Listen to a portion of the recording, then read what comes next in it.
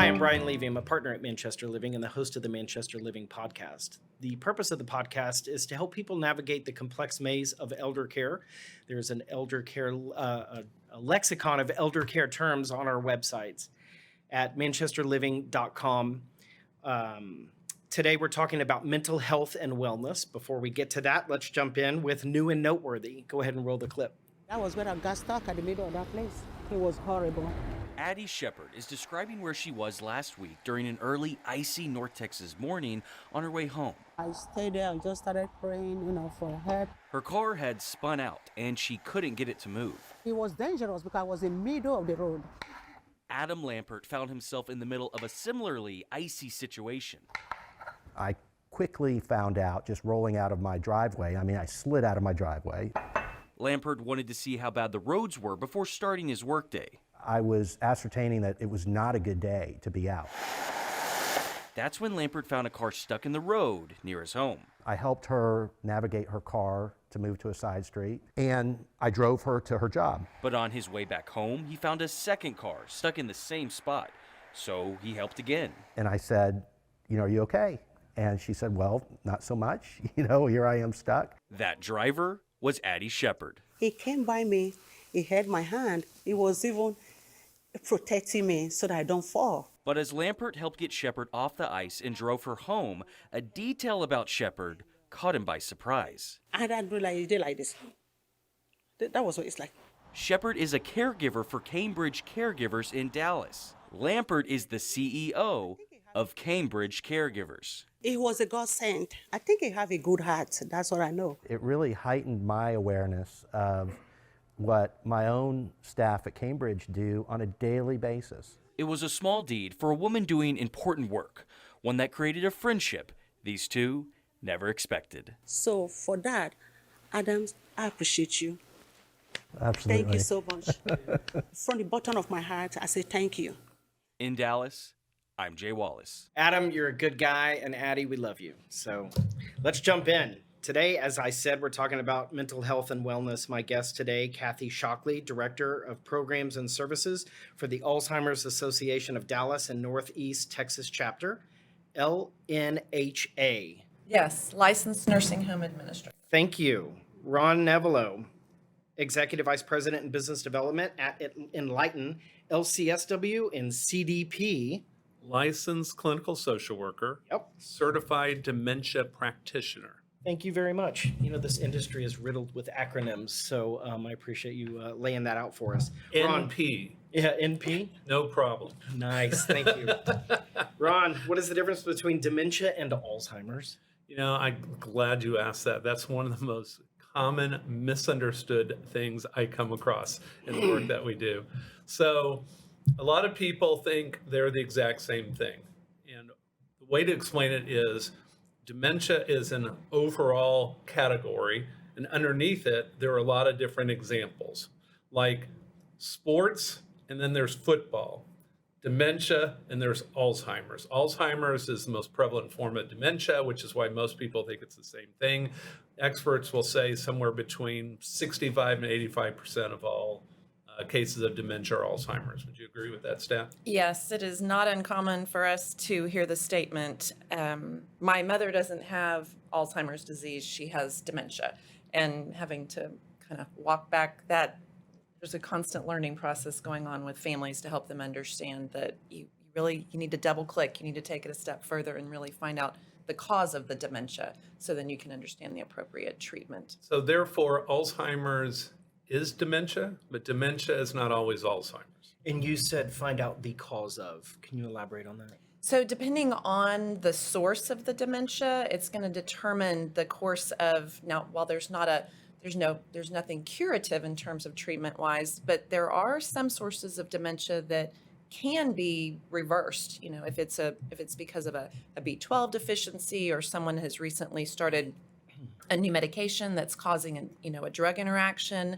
If you have someone who's maybe experiencing small strokes, you really want to make sure that you understand what's causing the dementia, because then the course of treatment and how a physician will, the care plan created is going to look different depending on the type of dementia. And then you can understand too, as a family, a little bit more about what to expect in terms of how that dementia is going to progress.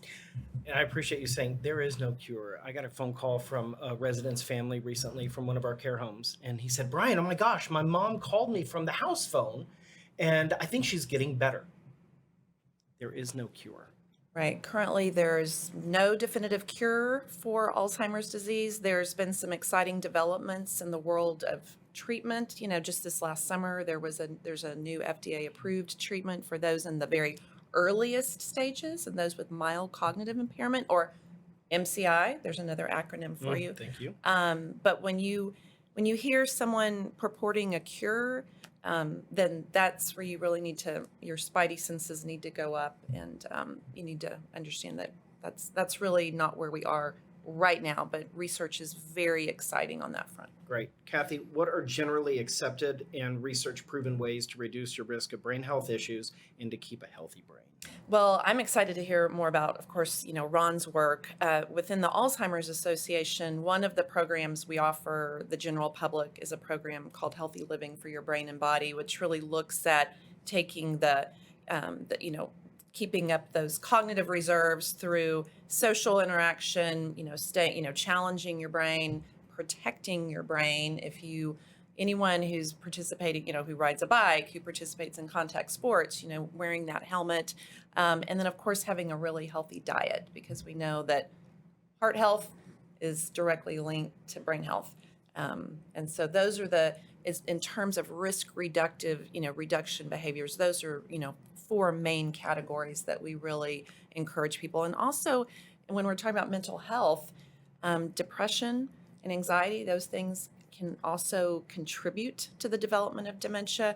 And so if someone's experiencing those mental health issues, they really need to address those and not just see that as something that is just a product of the stress of life and there's nothing they can do about it, because that can contribute to developing dementia as well. Interesting. So really you can, when looking at risk reduction factors, what's been proven out there currently, globally, research is showing there to be 5 areas, okay? And if you ever see a list of more than 5, I'll get to that in a minute, why that's going to be. And, if you actually read Dr. Sanjay Gupta's most recent book, he's the latest one that, researched brain health, and he's coming up with the same things. So the 5 things are exercise, particularly aerobic exercise. Okay, so I always tell people 30 minutes a day, if you can get up to that every day, is ideal. And even for the people like that are wheelchair bound, you can still move your arms, and if you can move your legs and get your heart increased and keep it at an increased level, that's aerobic exercise. Walking for people who can do it is absolutely going to be the best, or swimming, if weather permitting, they can do that. So exercise is going to be 1, and most experts actually would say that's your number 1. If they only can pick 1, most of them are going to say aerobic exercise. Number 2 is social interaction.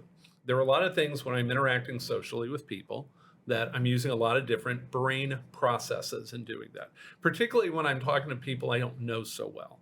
So I always, when I go into communities and I'm talking to people, I'm like, don't just focus on the people you know so well. Go meet some of the newer people in the community, the people you don't know so well, because that'll be more challenging, but that's better for your brain.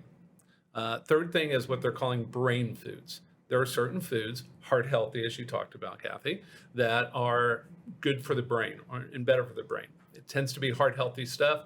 Probably the number 1 food that I'm reading out there right now is fresh blueberries, and most people haven't heard of that. They're used to hearing things like salmon or broccoli or stuff like that. Walnuts is a recent one that's shown to have good effects on short-term memory. Even small amounts of dark chocolate. Personally, I wish it was milk chocolate, but it's not milk chocolate, it's jarred chocolate. And I always have to tell people, it doesn't mean to go buy Thin Mints from the Girl Scouts right now and think I'm helping my brain by eating lots of them. No, that doesn't work that way. The 4th thing is taking care of your health.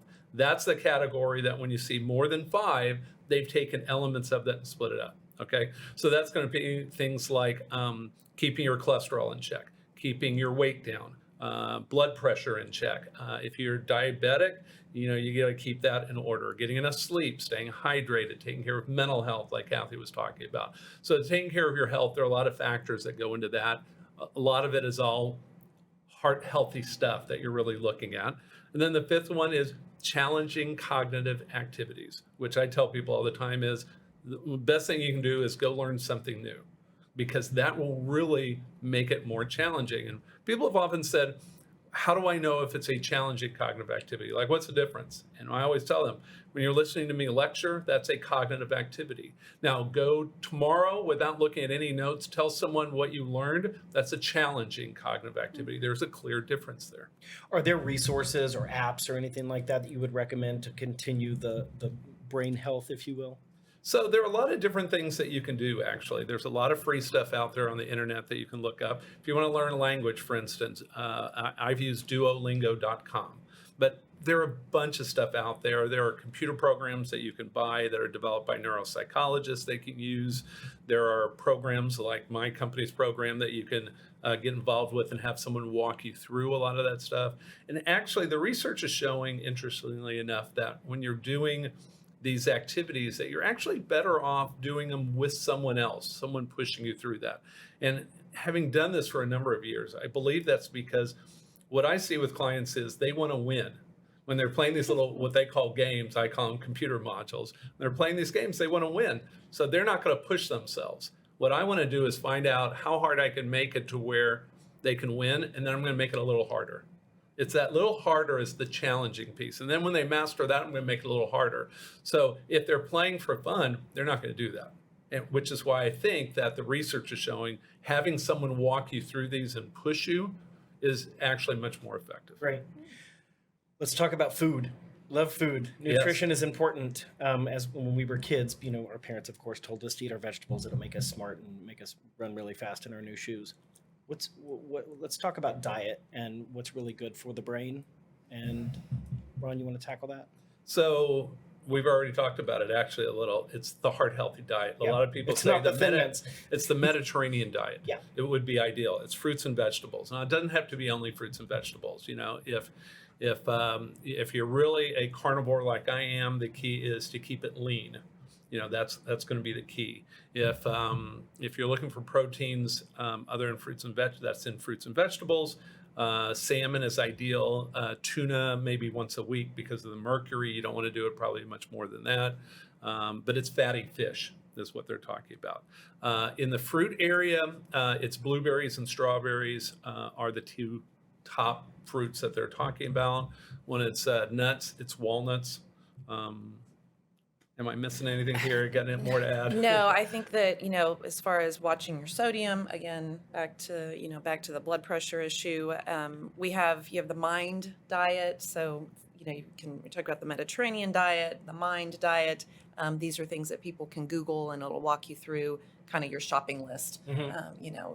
Rather than this, try this, substitute this for this. And so I'm a big fan of the everything but the bagel seasoning, like at Trader Joe's, when you're trying to find something that's maybe got a little bit lower sodium, but and flavorful. So I think that, and the DASH diet as well. So if they look up DASH, Mediterranean, or MIND diet, that'll give them a good sense. And our moms are going to want us to eat our broccoli. Of course. She never could get me to eat mine, but that's also good for the brain too. Great. So when people age, their taste buds dissipate, if you will. And I know that a lot of my clients and residents love their sweets. They eat candy, as our grandparents did. What do you say to that? And what are the alternatives? Personally, when I'm 80, and if I want to have my dark chocolate or my Girl Scout Thin Mints, then I deserve to be able to have those. And I think everything in moderation is great. I think the last thing you want to do is deny someone. I mean, that's also a quality of life issue. And so I think even when it comes to someone who has diabetes, and you can come up with ways that you can still satisfy that sweet tooth and really still keep that, other under check. We know that for those seniors who are maybe living out the community and they don't have someone there to manage that for them, then, sometimes that's where you see things really, get out of hand. But I personally have always been a believer. And when I was working in a long-term care setting, it was like, if we need to keep little, dark chocolate Hershey Kisses and dole those out, a couple at every meal or what have you, then we're going to do that. In moderation. In Everything moderation. in moderation. We have a woman living in one of our care homes. She's 101, and the daughter was asking us, Mom wants ice cream for breakfast. How do y'all feel about this? We're like, she's 101. She's earned it. Yes. We're fine with it if you are. So. And it's interesting because I've been in senior living communities where they will offer them dessert at lunch, dessert at dinner, and they will be rolling around a dessert in the afternoon. So they're feeding them 3 desserts a day. Yeah. So, I don't think that's ideal. I understand that they want them. Who doesn't? Right. I want them too. Now, one way to offset it is keep them physically active. That's with anyone. That's with me. I can eat more if I'm exercising more because I'm burning off more calories. So if I want my sweet tooth, the price is I have to work out more. And if I'm working out more, I'm going to keep my weight down, and that's going to be a big factor in keeping my brain healthier. Is it ideal? No, of course. Just do straight fruits and vegetables. I'd be a lot healthier. I'm not interested in doing that. So for me, since I have a huge sweet tooth, is I got to keep working out. If I keep working out, I'm going to be much better off. So really, some of the biggest mistakes older adults make: health and nutrition, fitness. Yeah. I mean, focus on those things. And because it's so interesting that when they retire, they figure I've earned the right to do nothing. Right. And that's a huge mistake. They're just asking for brain health issues. I always tell people 2 years after you retired, start looking for if anything's different brain processing wise. If you're noticing it, it's probably because you've stopped doing certain things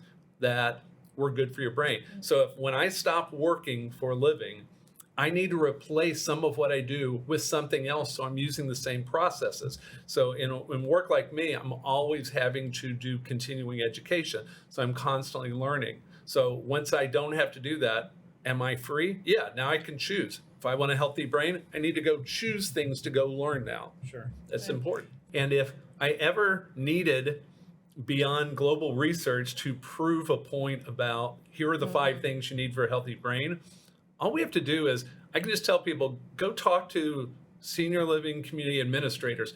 Ask them what happened, because places like mine, I work for a mental health practice. We got pushed out of these communities, many of these communities, even though the CDC was saying, no, you need to keep them in there. The corporates were saying, no, you got to get everyone out. And when we left, what happened was, they didn't have their exercise classes anymore. They shut them down within their community. Their social interaction was pretty much over because they stopped doing those activities. And then we're coming in providing challenging cognitive activities, and whether they had us or someone else doing it, that got shut down. You took 3 of the 5 things down. Every community I was talking to during the pandemic saw a decline in brain health in their residents. Everyone. So it's really proved the point that these are things that work. Just got to go do them. Silver linings. Yep. Kathy, what is the difference between MCI, Alzheimer's, and Alzheimer's dementia? So Alzheimer's disease is the broad, the disease process. And so you could have the presence of Alzheimer's in your brain 20 years before any symptoms appear. And so that's the disease itself. When it reaches a point that you begin seeing those outward signs and then the dementia symptoms appear, then that's when you move into the Alzheimer's dementia phase. MCI being mild cognitive impairment, they estimate that, we've got between, I think, in fact, what's really interesting is Tuesday we released the 2022 Alzheimer's Disease Facts and Figures report. That comes out every March 15th. And this year there's a special report on MCI, or mild cognitive impairment.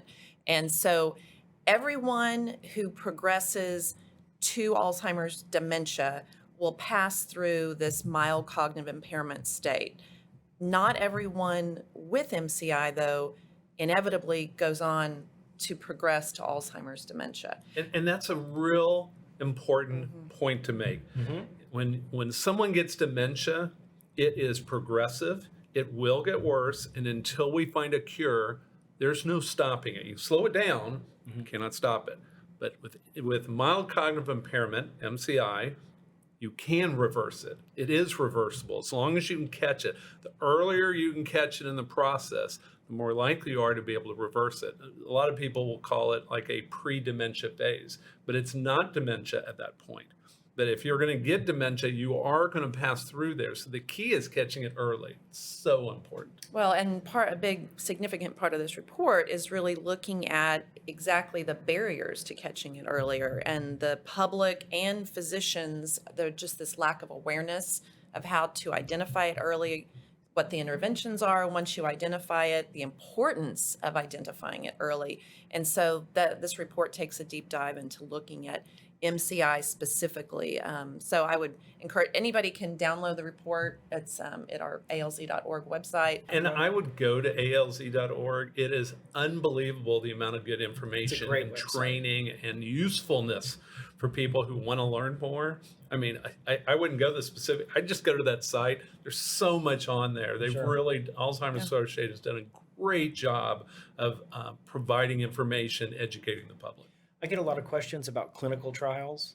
Is there information about clinical trials? Yes, so we use a third-party matching service. It's called Trial Match. And you can get into that database, get in that system, set up a profile for yourself, and you can, we're looking for well individuals with no cognitive issues. We're looking for individuals who maybe have, a familial history of dementia or Alzheimer's disease, those who are, experiencing it currently.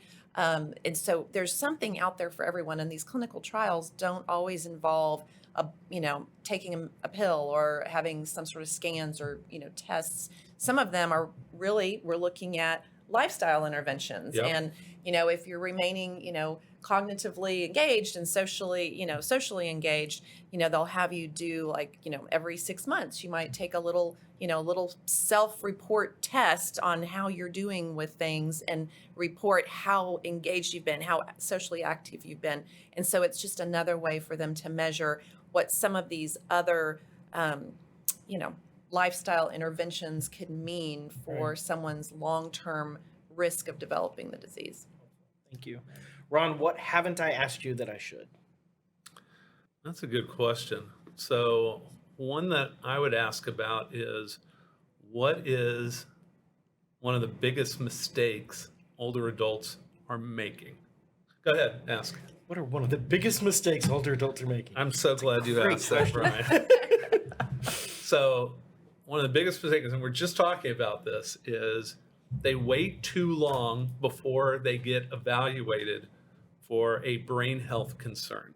So what I see happen too often, unfortunately, is that someone starts to notice that they're slowing down a little. That means they're starting to misplace things more than they used to, forget appointments more than they used to, forget names more than they used to, or processing speed, which is, an example is, or having a conversation and it takes me longer than it used to think about what I want to say and then be able to say it. And there are a lot of different brain health issues like that. And what happens, I think, with a lot of older adults is they start to notice before anyone else does. That's common, because it's not that profound. That's the best time to get evaluated, to see, is that normal for your age or not? And for some people, it's not normal. And that's when we need to be intervening with them, because that's when we can help them the most to get them back to normal. That stage is the MCI stage, mild cognitive impairment. What happens, though, is they don't say anything, or they're frightened about what it means, or they convince themselves out of denial that this is what happens with age, and they let it go. And it waits and it gets worse until family members and friends and other people start to notice things, and they kind of laugh it off until you can't laugh it off enough.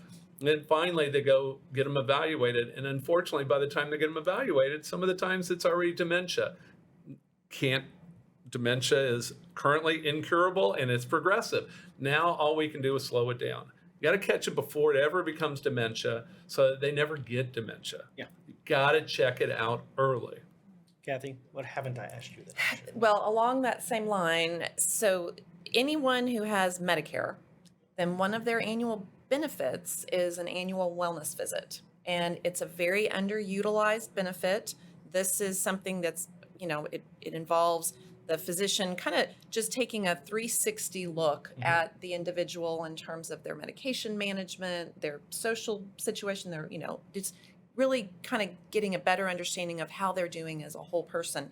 And that annual wellness visit should, and it does, but doesn't always get implemented, include a brief cognitive assessment. Could be just simple, MMS, little brief, like 5 questions where they're just, you've heard the questions before, spell world backwards. I'm going to give you 3 words. In a few minutes, I'm going to ask you what those words were.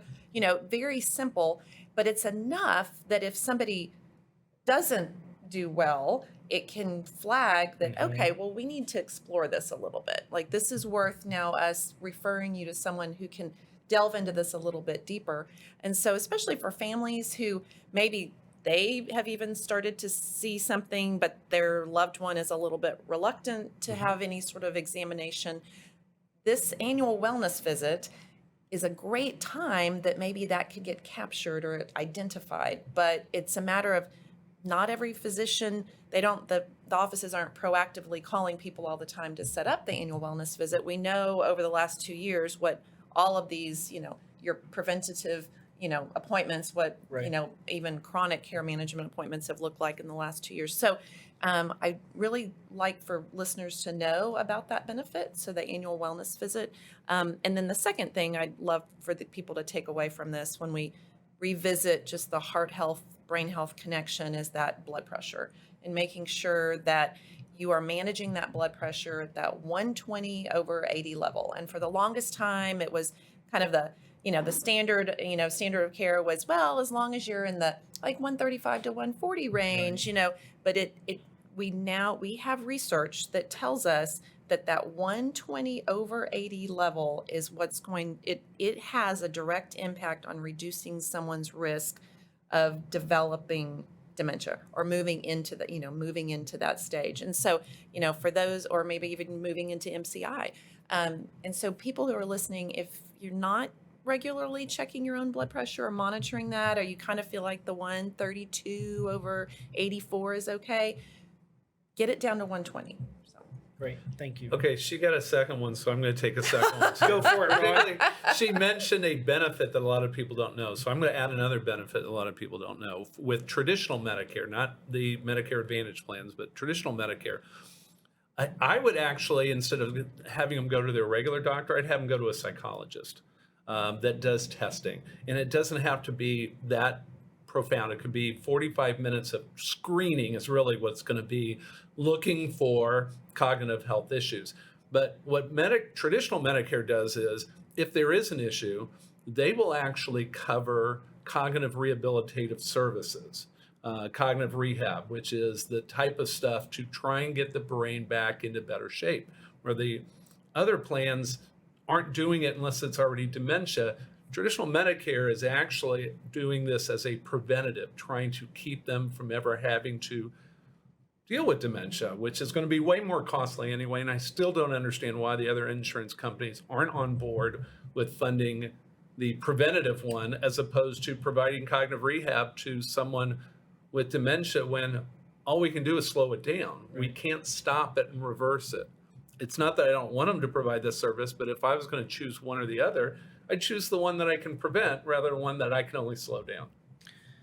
Great information. Thank you both so much for what you do for the community. Y'all are doing great work, and I'm grateful to serve the community with you. So I really appreciate you for the invitation to be on. Absolutely. Our Let's pleasure. roll into the Nugget portion of the show. Meet the 88-year-old veteran who stops to salute every flag as he passes on his daily walks. Roll the clip. About 7 o'clock in the morning. That's the time you can catch 88-year-old Donald Bronson leaving his house for his daily stroll. He's very friendly, he's very sociable, and most people really like him. Thank you, Mr. Bronson. Take a picture of your flag. No problem there, sir. You salute it every day. You heard that right. Bronson stops to salute this flag and every flag he passes every day. I work for the flag. He says he takes the extra time out of habit and respect. That's why I started in the military. I still do it. Bronson joined the military in 1948 and did 2 tours in Korea and 2 in Vietnam. He was also a paratrooper in the 82nd and 101st Airborne Divisions for 18 years and went on special missions as a Green Beret. The dad of 3 retired as a first sergeant. Whether he's wearing a uniform or civilian clothes, our country is always on his mind. Mr. Bronson, we salute you. Thank you for your service. All right, on to the lightning round. That guy's adorable. Oh my gosh. All right, this is an opportunity for viewers and listeners to get to know you guys personally. Are you ready? Quick answers. Ron, we'll start with you on these. Where were you born and raised? Dallas, Texas. Kathy. Corpus Christi, Texas. College and degree. UT Austin, bachelor's in business administration with finance and accounting, master's at UT Arlington in clinical social work. Bachelor's in sociology from Southwestern University, just north of Georgetown, Texas, or in Georgetown, just north of Austin, and then master's from the University of North Texas in long-term care administration. Great. Ron, can you write in cursive? Yes. Absolutely, I have beautiful handwriting. Ever lived abroad? Never. Kathy? First semester, senior year of college, I lived in London. Nice. Ever been arrested? No, but I'm willing to for the right cause. Very well. Kathy? Ditto. Ron, do you play an instrument? If you count my voice, then yes, since I am a lead singer in a band. Very well. Kathy? So I took piano lessons for 6 years from my aunt, and then ended my career in the 6th grade, so I can't really say. Junk food or health nut? Junk. Ooh, good mixture. I'd say salty and sweet. All Mixed, right. you know, yeah. Ron, mountains or beach? Mountains in the summer, beach in the winter. Lake. Lake. Okay. Ron, iPhone or Android? iPhone. iPhone. Very well. Night owl or early riser? Definitely night owl. Early riser. Okay. Proudest career accomplishment? I'm going to go with bringing the brain health services that we do at Enlighten to Texas. I would actually say it was through some volunteer work with our local elementary school. That was we did a lot of work to bring the neighborhood back to the school. That would be my proudest. Ron, what advice would you give your younger self? My younger self probably wouldn't listen, as I know teenagers and kids well, but if he would, or what I try and do is to not let fear hold me back from doing the things I always wanted to do. And look at you now. Kathy? Right. 99% of the time when someone snips at you or appears angry or upset, it has absolutely nothing to do with you. That's excellent Very advice. good point. Thank you both for being on the show. Y'all are incredible, and I'm very grateful. Great. Thanks for If having the us. viewers are interested in reaching out to you directly, Ron, email address? Email address would be rnevelow, RNEVELOW, at enlighten.hush.com. K. Shockley, SHOCKLEY, at ALZ.org. Wonderful.